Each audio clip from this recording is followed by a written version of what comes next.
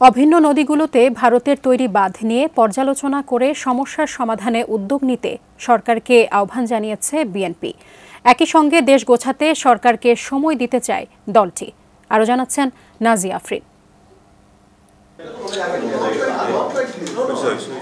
যুগপৎ আন্দোলনে থাকা বিভিন্ন রাজনৈতিক দল ও জোটের সাথে ধারাবাহিক বৈঠক করছে বিএনপি। এরই অংশ হিসেবে রোববার বিকেলে গুলশানে দলের চেয়ারপারসনের কার্যালয়ে 12 দলীয় জোট ও জাতীয়তাবাদী সমমনা জোটের সঙ্গে বৈঠক করেন বিএনপি নেতারা।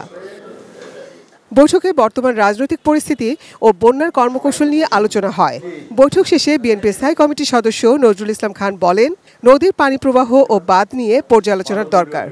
নিয়ম অনুযায়ী উজানে কোনো বাঁধ খুলতে হলে, তার স্লুইস গেট খুলতে হলে ভাটির দিকে যারা তাদের সতর্ক করতে হয়, কিন্তু কোনো সতর্কতা ছাড়াই ত্রিপুরার বিশেষ করে বাঁধ স্লুইস গেট খুলে দেওয়ার ফলে বাংলাদেশের একটা বিরাট অঞ্চলের মানুষ অতর্কিতে হঠাৎ করে দারুণ ক্ষতির সম্মুখীন হয়েছে।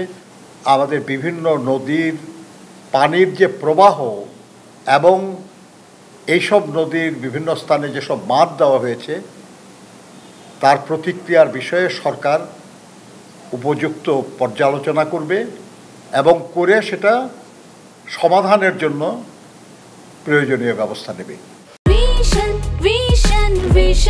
100% কপার কন্ডেন্সারে তৈরি ভিশন ফ্রিজ, তাই গুণে মানে অটুট থাকে বছরের পর বছর। একই সঙ্গে রাষ্ট্রীয় সংস্কারের জন্য সরকারের পাশাপাশি জনগণকেও সতর্ক থাকার আহ্বান জানান বিএনপির এই বর্ষীয় নেতা।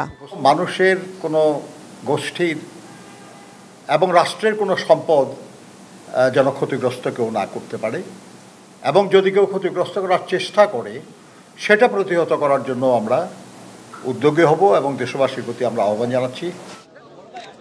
এদিকে রোববার দুপুরে সিলেটে হযরত শাহজালাল ও হযরত শাহপরানের মাজার জিয়ারত করেন দলের মহাসচিব মির্জা ফখরুল ইসলাম আলমগীর।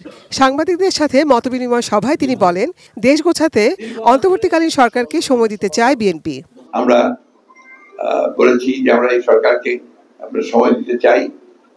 যে সরকার এখন অন্তর্বর্তীকালীন সরকার রয়েছে, দায়িত্ব তাদের অনেক বড়, সেই দায়িত্বটাকে তাদেরকে পালন করতে হবে। আমরা বলেছি আমরা রাজনৈতিক দল হিসেবে সর্বাত্মক সহযোগিতা করব। Nazia Afrin, ATN news, Dhaka.